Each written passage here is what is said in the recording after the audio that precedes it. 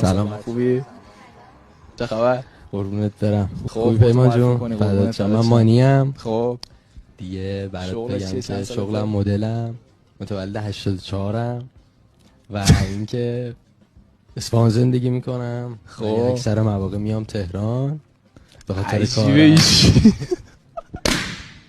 و اینکه دیگه همین عزیزم. خب بچه‌ها بذار یه سوال بپرسم ازش چیه؟ حالا چرا ترکوند؟ بذار بپرسیم چرا ترکوندن؟ 84 من 82 هم خودم. آره بهش دیگه، نیم سنه خدایی دیگه. بهش نیم. بیبیه کوچولوه.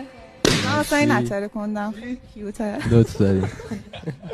شما چی؟ 84. 84 فقط سنه؟ فقط سن؟ داداش سنه. استایلت خیلی خوبه، موهات هم خیلی همینطور، ممنونم. ولی خب راهت خیلی دوره. بله خواهش میکنم. از اصفهان چه قراره تا اینجا؟ زیاد نیست. صبح بلند شد اومد. آره راش زیاد نیست. میاد. خب تو چی نیایی؟ 84 اصفهان. آره اینجا نمیدونیم طرف چی کار میکنه. اصفهان و خدایی بهش. آره دیگه بوری. نه اوکی مرسی. خب بیا تو